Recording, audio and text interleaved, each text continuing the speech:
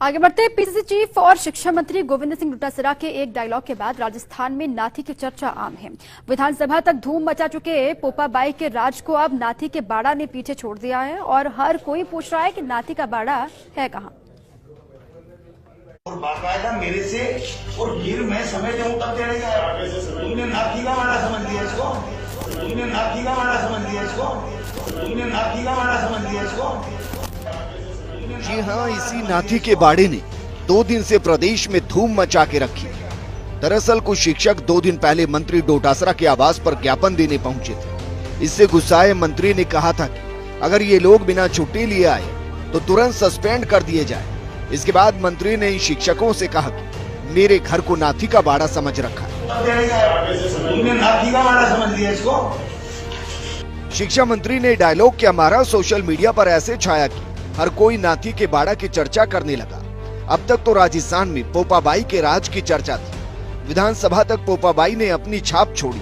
सदन की कार्यवाही के दौरान तक कहा गया कि पोपाबाई पर बहस करा लीजिए, लेकिन आज तक ये पता नहीं लग पाया कि आखिर पोपाबाई कौन थी। लेकिन अब पोपाबाई को नाथी ने पीछे छोड़ दिया है, चाहे ट्विटर हो या फेसबुक या फिर व्हाट्सएप। हर किसी पर नाथी के बाड़ा की चर्चा चल रही है। इतना ही नहीं, नाथी का बाड़ा पर सवाल तक शुरू हो गए। सोशल मीडिया पर नजर डालोगे तो रोचक प्रश्न पाओगे। एक युवा ने तो इसे रीट परीक्षा का प्रश्न तक बना डाला।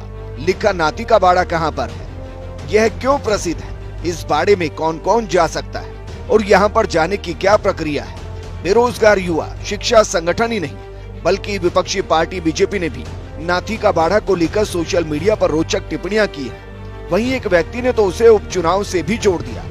ट्विटर पर लिखा कि जनता का घर भी कोई नाथी का बाड़ा नहीं है, जहां पर कभी भी जाकर वोट मांग लो। वहीं दूसरे ने लिखा कि मेरा राजस्थान सरकार से निवेदन है कि नाथी का बाड़ा को पर्यटन स्थल घोषित किया जाए। दरअसल इन दिनों पर्यटन विभाग भी डोटासरा के पास ही है। सोशल मीडिया पर यहाँ तक लिखा जा रहा है कि RAS परीक्षा 2022 में नाथी का बाड़ा पर 20 शब्दों में लिखना है।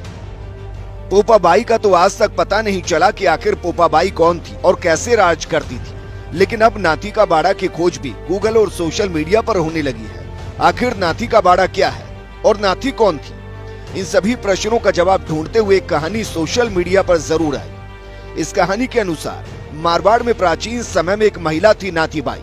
शादी के बाद बाल विधवा हो गई थी, लेकिन सामाजिक परंपरा के कारण दूसरा विवाह नहीं हो सका, तो नाथीबाई विधवा ही ससुराल में रही। नाथीबाई मेहनत मजदूरी करती, गरीबों की मदद करती, गांव में मान सम्मान से रहती।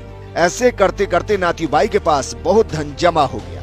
गांव में जब भी कोई शादी, मायरा, नुक्ता जैसा बड़ा काम होता तो लोग नाथीबाई के पास आते और धन उधार लेते थे। नाथीबाई सबको धन देती, कोई हिसाब नहीं लिखती और न ही ब्याज लेती थी। ऐसे नेक आचरण से नाथीबाई बहुत प्रसिद्ध हुई। जिसके पास कोई भी आदमी मदद मांगने जा रहा था, इसीलिए कहावत बनी कि यह नाथी का बाड़ा समझ रखा है क्या। आखिर इस कहानी में कितनी सच्चाई है ये तो इतिहासकार ही बता सकते हैं या फिर शिक्षा मंत्री गोविंद सिंह डोटासरा। लेकिन ये तो तय है कि इस एक डायलॉग ने सोशल मीडिया पर धूम मचा के रखी है। आने वाले समय में प्रदेश की राजनीति में इसकी अहम भूमिका रहेगी। नाथी का बाड़ा समझ लिया इसको। Naresh Sharma, first India news, Jaipur.